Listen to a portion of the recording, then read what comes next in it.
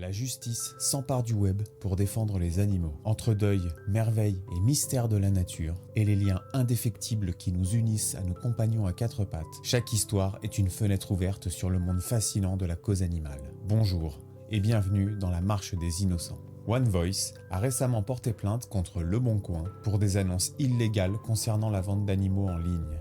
Plus de 4500 annonces ont été signalées depuis avril 2023, impliquant près de 11 000 animaux cédés illégalement, non identifiés, trop jeunes ou sans mention obligatoire. Cette action en justice, menée avec l'école du chat libre de Toulouse, vise à mettre fin à ces pratiques qui contribuent aux abandons et aux euthanasies en fourrière. One Voice appelle à l'interdiction totale des cessions d'animaux en ligne et demande l'application stricte des contrôles préalables à la mise en ligne des annonces. Vous pouvez agir en envoyant un courrier à la directrice générale de Le Bon Coin, en utilisant le modèle type fourni par One Voice ou en partageant leurs messages sur les réseaux sociaux pour mettre fin au commerce illégal des animaux en ligne. En France, une charte innovante proposée par Béatrice de la Valette et Marie Leland vise à faire reconnaître le deuil animalier dans le monde professionnel. Soutenue par plusieurs syndicats, elle pourrait conduire à l'attribution d'un jour de congé pour les salariés endeuillés suite à la perte de leur animal de compagnie. Cette initiative, reflet de l'évolution des liens humains-animaux, entend répondre à une réalité sociétale. 85% des Français voient en leur animal un membre à part entière de leur famille et vivent leur deuil avec une intensité comparable à celle ressentie lors de la disparition d'un proche. Seriez-vous favorable à l'adoption d'une telle mesure sur votre lieu de travail? Dites-le nous en commentaire. Une série d'incidents maritimes préoccupants secoue les eaux du détroit de Gibraltar. Récemment, l'intensification des attaques d'orques contre les voiliers a culminé par le naufrage d'un yacht polonais. Ces comportements, appris et transmis au sein des groupes d'orques, posent un défi pour la sécurité maritime et la conservation marine. Les experts s'interrogent sur les raisons de cette escalade, évoquant la surpêche et les perturbations des activités humaines comme facteurs possibles. La coexistence pacifique entre l'humain et l'orque dépendra de notre capacité à comprendre et à répondre à ces comportements émergents. Les récentes tempêtes Ciarán et Domingo ont laissé derrière elles un triste bilan pour la faune de la façade ouest de la France. La Ligue pour la protection des oiseaux se mobilise face à l'urgence. Des centaines d'oiseaux pélagiques, notamment en haute mer, se retrouvent désorientés à terre, beaucoup étant retrouvés morts ou incapables de repartir. Pour chaque oiseau secouru, 10 autres pourraient avoir péri sans être découverts. La LPO appelle à la vigilance et au respect des consignes précises pour secourir ces victimes des éléments. Face à un oiseau en détresse, chaque geste compte. Avez-vous été témoin de la détresse de ces oiseaux après les tempêtes? Partagez vos histoires et découvrez comment vous pouvez aider sur le site de la LPO. Je vous laisse comme toujours les liens en description. Depuis 2017, l'équipe Nosaïs révolutionne la détection biomédicale par l'olfaction canine. Sous l'égide des professeurs Grandjean et Sarkis, cette initiative a démontré son efficacité pour la détection précoce des pathologies telles que divers cancers et la Covid-19.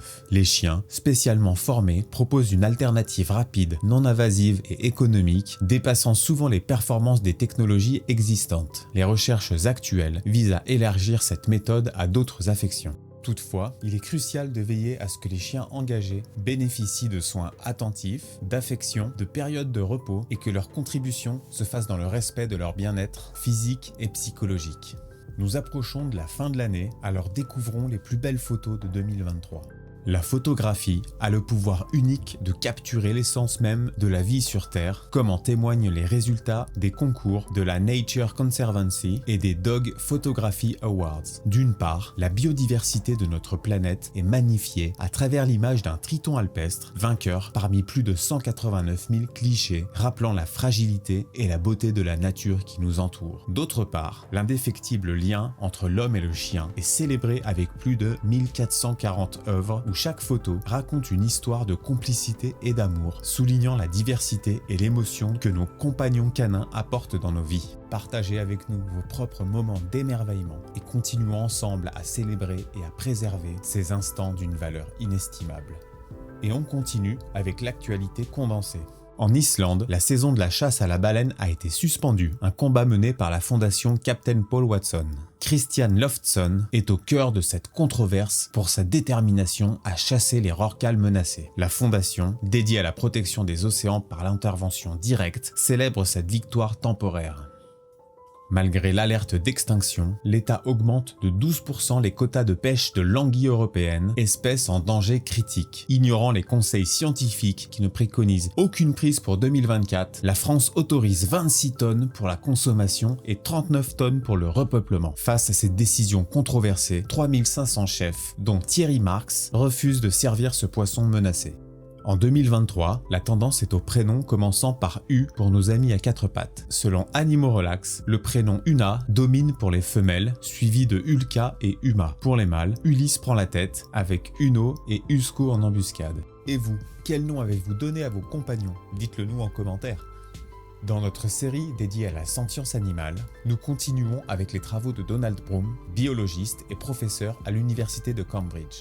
Aujourd'hui, dans ce visuel partagé par Florence Delry, on nous rappelle que la capacité à éprouver des émotions ou sentience n'est pas l'apanage de l'homme. Des preuves scientifiques attestent que les vertébrés, y compris les poissons, ainsi que certains mollusques et crustacés, ressentent la douleur et d'autres émotions. Ces découvertes soulignent l'importance de nos choix moraux et de nos pratiques qui doivent impérativement refléter une compréhension approfondie de la sentience animale. Comme toujours, retrouvez ce visuel et tous les autres sur le site de Florence Delry. Les liens sont en description. Et on termine cette revue d'actualité par la belle image du jour.